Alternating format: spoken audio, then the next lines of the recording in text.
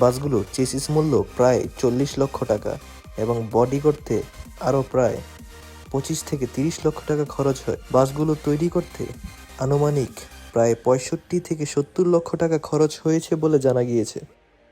যাত্রী সেবার মান উন্নয়ন ও নিরাপদ যাতায়াত নিশ্চিত করতে কিশোরগঞ্জ ডিলাক্স তাদের নতুন সার্ভিস শিডিউল, কাউন্টার ও ভাড়ার তালিকা প্রকাশ করেছে। সংশ্লিষ্ট সূত্র থেকে জানা গেছে, কিশোরগঞ্জ ও ঢাকাসহ বিভিন্ন রুটে নিয়মিত এসি বাস চলাচল করবে প্রতিষ্ঠানটির। কাউন্টারসমূহ: কিশোরগঞ্জ থেকে ঢাকা যাওয়ার পথে কিশোরগঞ্জ ডিলাক্সের কাউন্টার থাকবে কিশোরগঞ্জ 32 বাস স্ট্যান্ড, ফুলেরঘাট বাজার, কটিয়াদি বাজার।